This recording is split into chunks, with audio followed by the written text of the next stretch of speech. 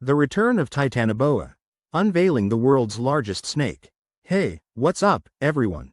Welcome back to the channel where we dive into all things wild and wondrous. Today, I've got something seriously epic for you. Picture this. You're wandering through a lush, steamy jungle, the air thick with humidity, and the sounds of exotic creatures all around. Suddenly, the ground trembles ever so slightly, and you feel like you're being watched.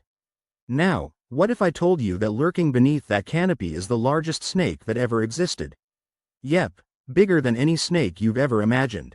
Meet Titanoboa. A serpent so massive, it makes today's anacondas look like garden hoses. Today, we're diving deep, like 60 million years deep, into the world of Titanoboa, the colossal snake that ruled the earth after the dinosaurs bid their dramatic farewell. So grab your explorer hats, and let's slither into this adventure. The discovery of Titanoboa. Alright, let's rewind to 2009. Not that long ago, right? We're in the Cerrejón coal mines of La Guajira, Colombia. Picture a vast expanse where miners are digging deep into the earth, probably daydreaming about their next coffee break. Suddenly, one of the miners hits something unusual. Not coal, not rock, but these gigantic fossilized bones. They're like, hold up, this isn't normal. They call in the experts, and before you know it, a team of international scientists descends on the site, jaws on the floor. These fossils weren't just big, they were monumental. The vertebrae they found were so chunky that at first, they thought they belonged to a prehistoric crocodile.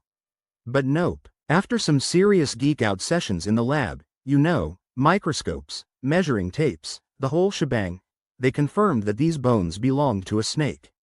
And not just any snake, the biggest one we've ever discovered.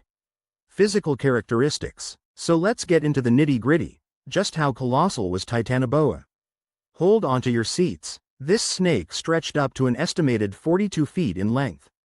That's about 13 meters. For context, that's longer than the longest school bus. And weight? Over 2,500 pounds, 1,135 kilograms. Imagine stacking up a dozen refrigerators. That's the heft we're talking about.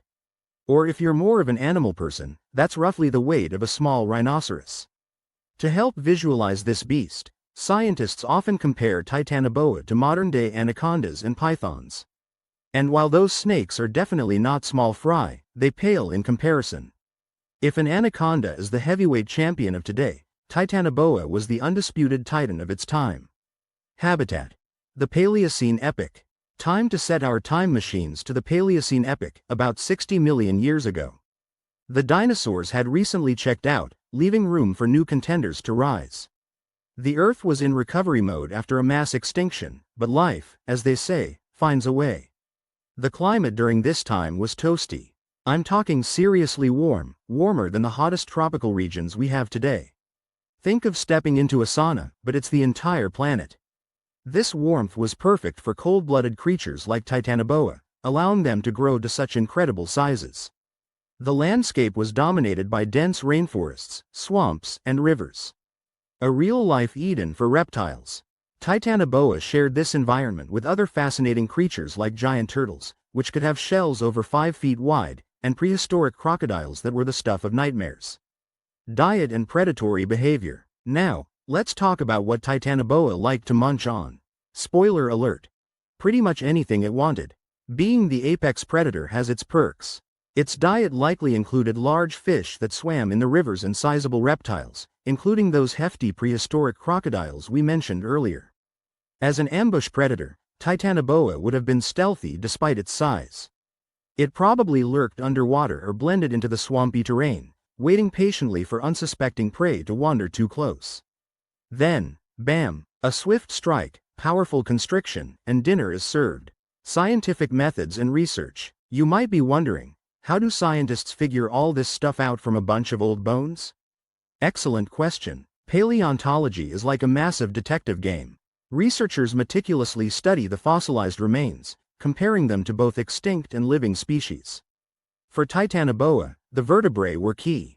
By measuring the size and curvature of these bones, scientists could estimate the snake's length and girth.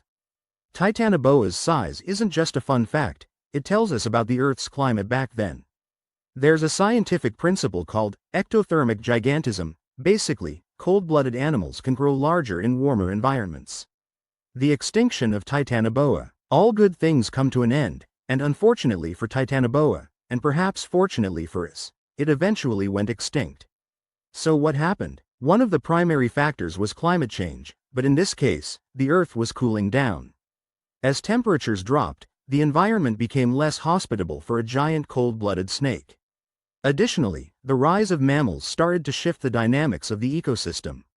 New predators and competition for resources made survival more challenging. There were also significant changes in sea levels and vegetation. Swampy areas might have dried up or transformed, reducing the suitable habitat for Titanoboa. Cultural impact and media representation. Now, let's fast forward to our time.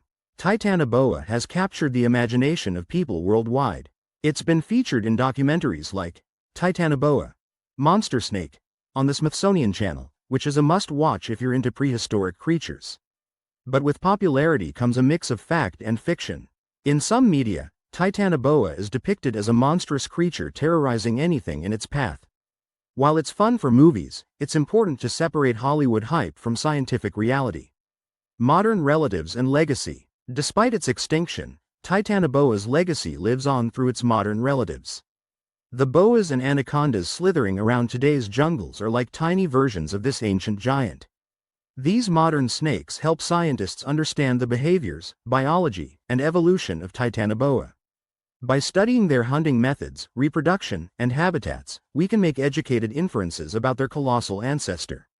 What if Titanoboa existed today? Alright, time for some speculative fun. What if Titanoboa was still slithering around in our modern world? First off, tourism in the jungles might take a big hit. Come visit the Amazon. Might not be as appealing if you risk crossing paths with a snake that could swallow a car. Ecologically speaking, the presence of such a massive predator would reshape entire ecosystems.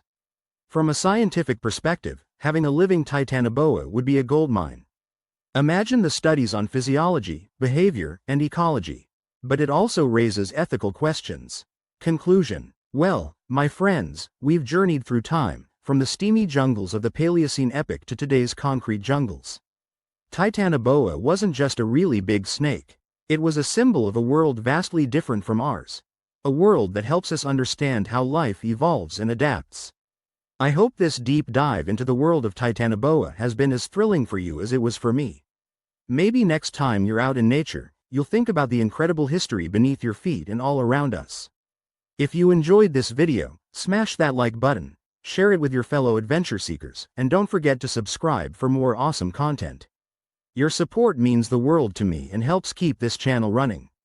Credits and references. Massive thanks to the brilliant scientists and researchers who bring the past to life with their discoveries. Your work fuels our imaginations and expands our understanding of the world. If you're hungry for more info, check out the Titanoboa, Monster Snake documentary. It's epic. Also, books like The Titanoboa, the monster snake that ruled the prehistoric rainforest, are great reads.